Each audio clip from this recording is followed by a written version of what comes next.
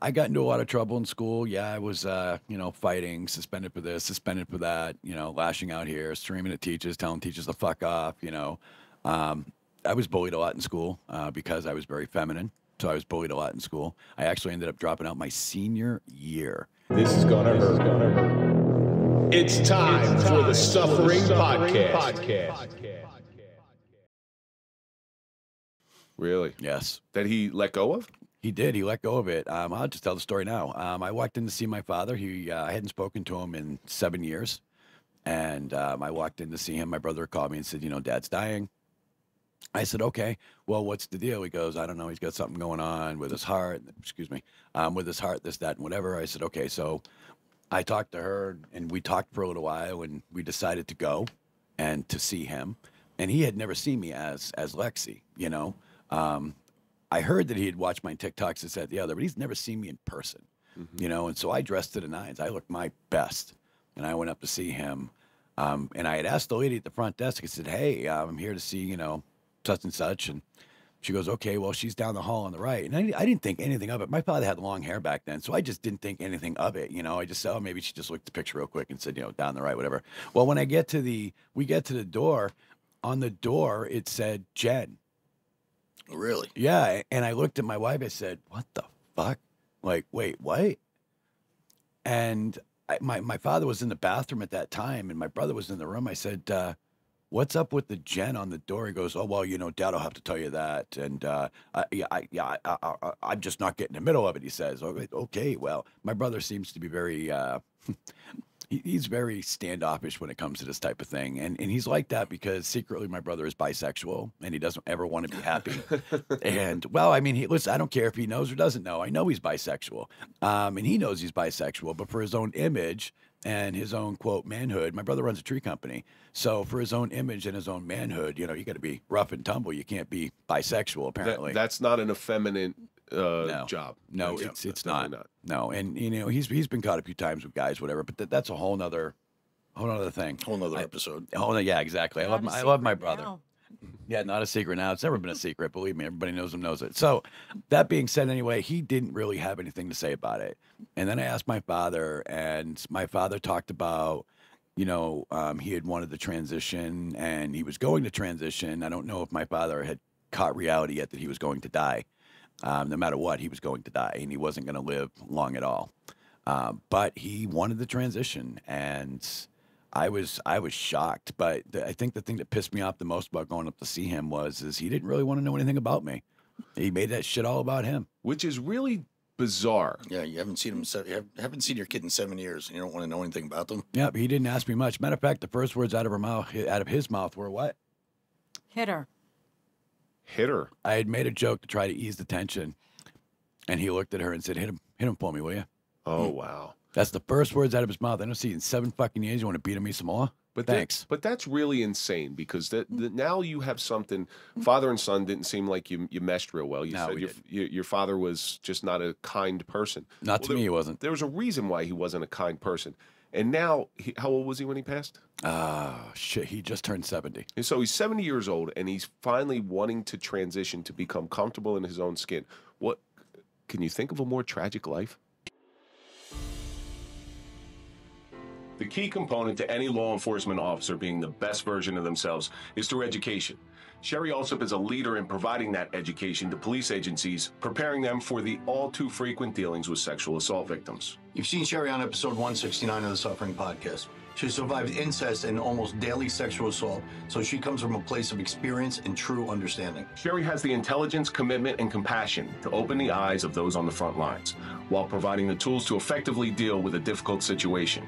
Sherry's instruction comes from experience and multiple certifications. Training with Sherry will offer on-site training, customized schedules, specialized instruction tailored from a victim's perspective. You are going to hear Sherry's heart-wrenching but inspiring survivor story. Learn proprietary trauma-informed training techniques. Uncovered victim-centered interview methods while earning continuing education credits according to your state guidelines.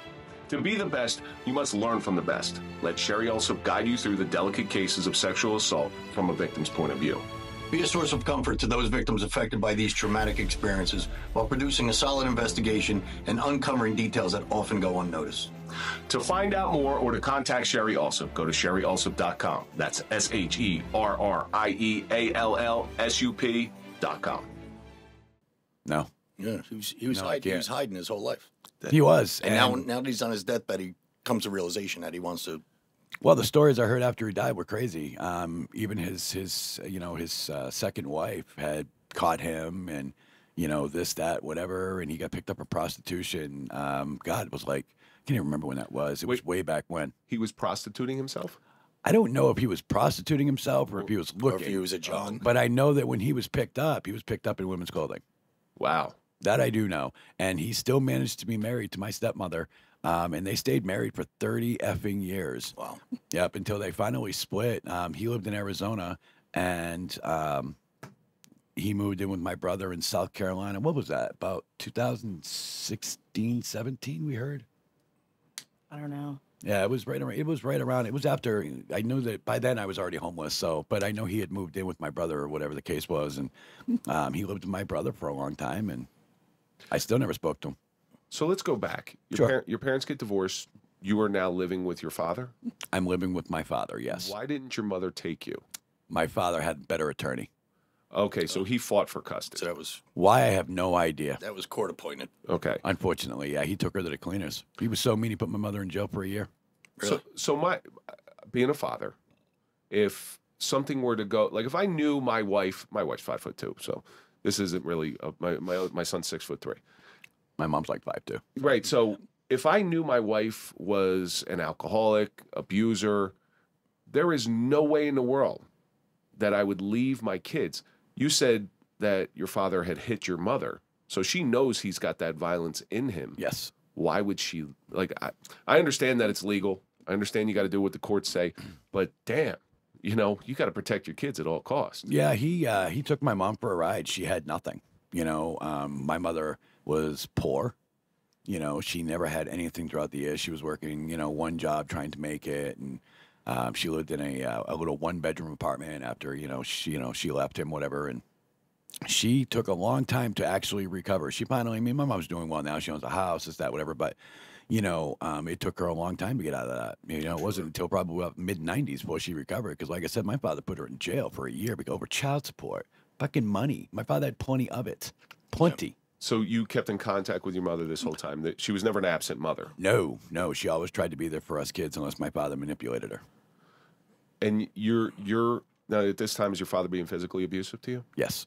Okay, walk us through one of those incidents that you can recall. Well, I mean, it could have been anything. One incident in specific, I had said something to my father, and he'd backhand me. Or there was one time where I had said something, I remember what the hell it was, but I had said something, and my father, said, well, you say that again, I'll wash your mouth out with soap. Like, okay, whatever. So, of course, I say it again.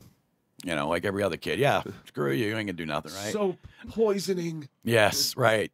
So he did it anyway. He grabbed the soap, he chased me around, and my father had this tendency, I'm actually really claustrophobic now because of it, but he had this tendency to put me on the ground, and he would sit on my waist and put his knees on my shoulders. Is that a cop move?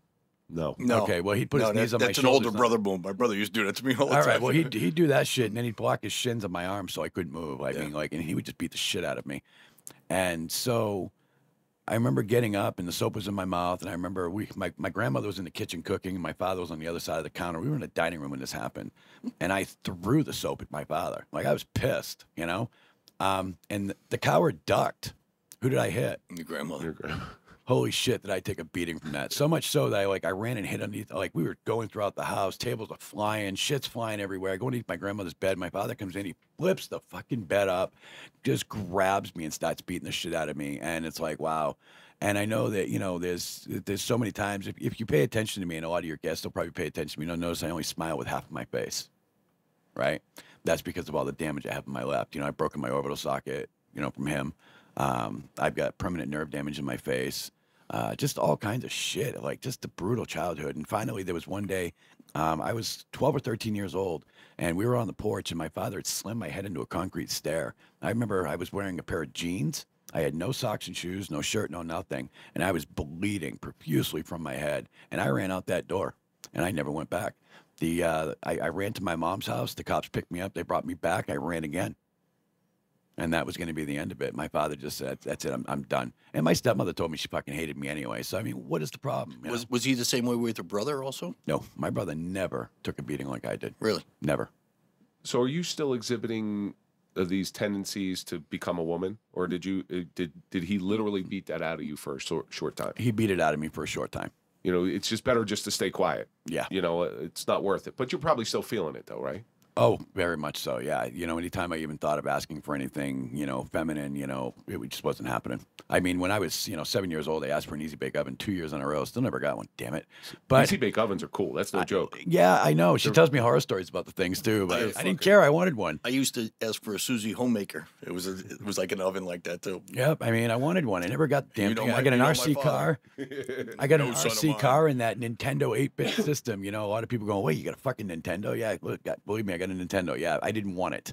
So I didn't care about any of that shit. You know, I wanted girl shit, you know, and my best friend, Well, I'm going to argue with you here. Easy bake oven is not girl shit. all right, fair enough. It's not girl shit. Well, I mean, there's because- plenty of men out there to cook. Absolutely. I Is it- agree. You make some good shit in those. Trust me, I had one in college.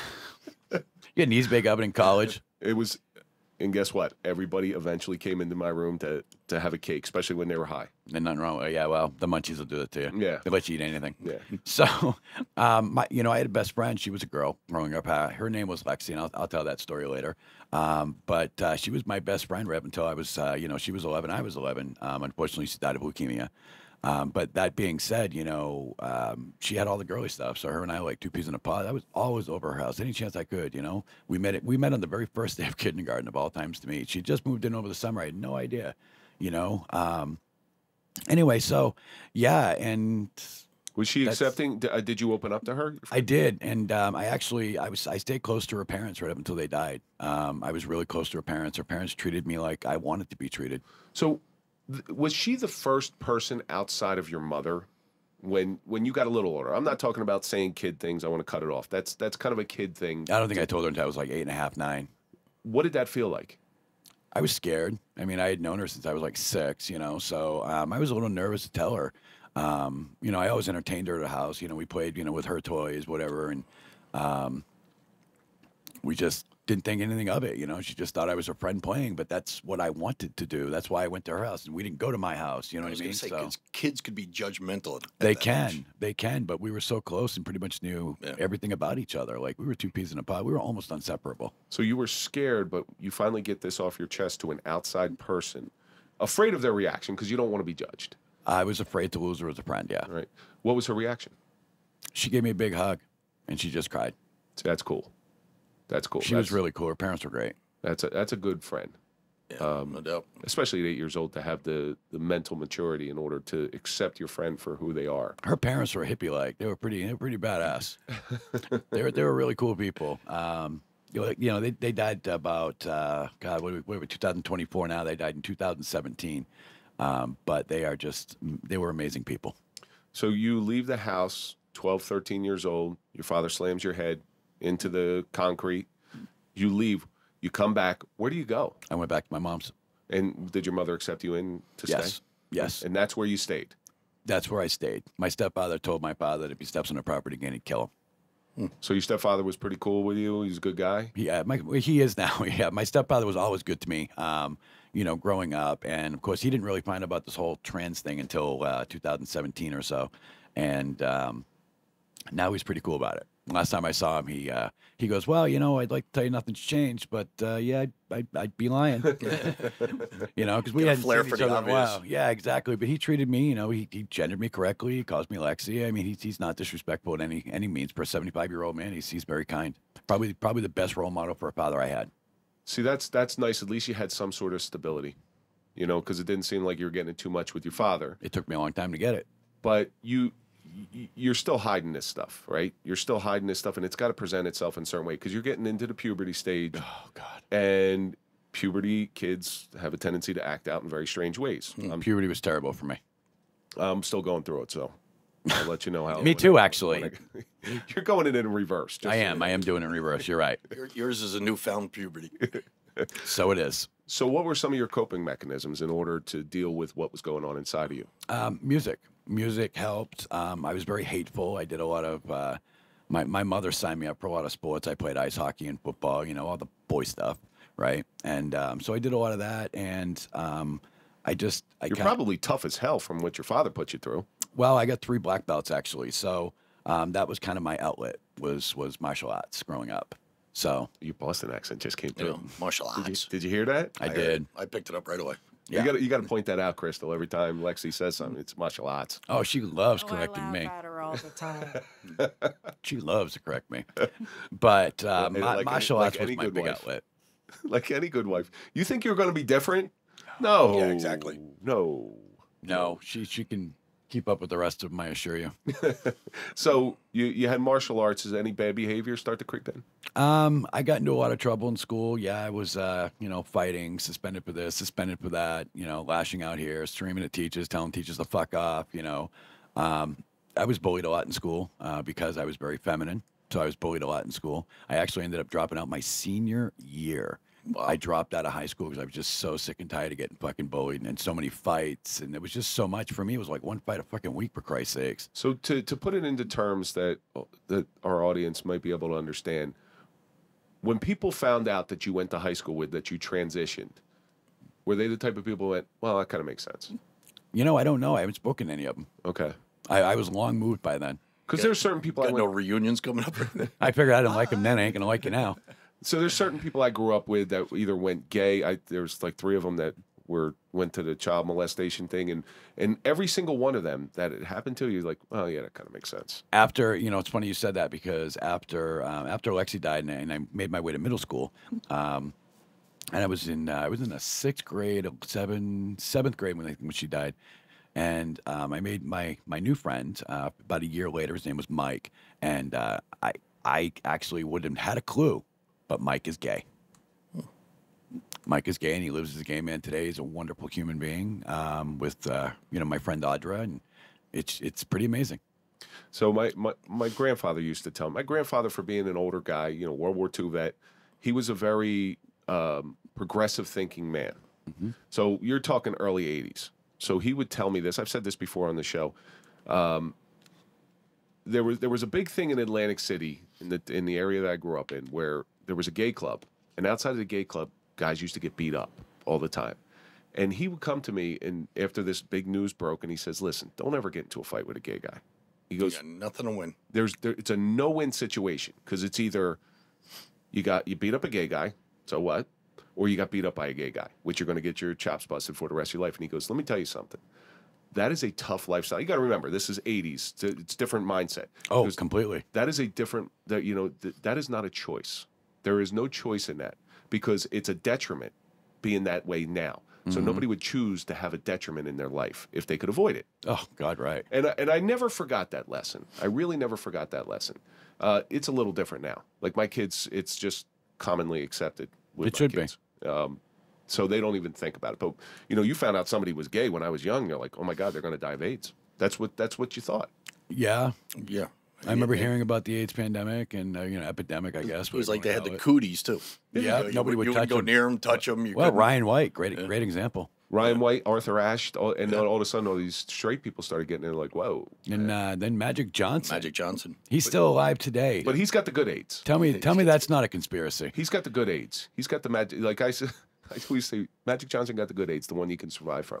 But now AIDS, you can live forever with AIDS. Non-detectable now, yeah. The funny thing I heard is Magic Johnson stole the best porn name that could be out there. Yeah, yes. Magic Johnson. Magic Johnson, yeah, I can see that. So at some point you're in high school. Is there any other coping mechanisms? Drinking, drugs, any of that? I mean, I went through, the normal stuff that every teenager does. I did my days of drinking, I would hang out with my friends on the weekends. We go, I grew up in Gardner, Massachusetts, and behind downtown, there used to be an old Gem Industries building. I don't even know what the hell Gem Industries did. To this day, I still don't freaking know. But there was Gem Industries, and had this dock that was back there behind the pool hall, and we'd hang out there. We'd smoke dope, we'd drink, do it. Yeah, I'd be out. Typical high school shit. Yeah, I mean, from the time I moved in with my mom, I don't think I was ever home. Once I moved in with her, I found kind of a whole new niche of friends, if you will, and I don't think I was ever home. I was always out, but when I was out, I was always doing shit I shouldn't do. I'm snorting coke, I'm doing this, I'm doing that, and it It worked. It was great. Got me through my teen years just fine. Coke was one of those things I did. I could take it or leave it. Even when I did it in my 20s, take it or leave it, didn't give a shit. But did any of the drug use get out of control? No, I don't think so. Not until later in life.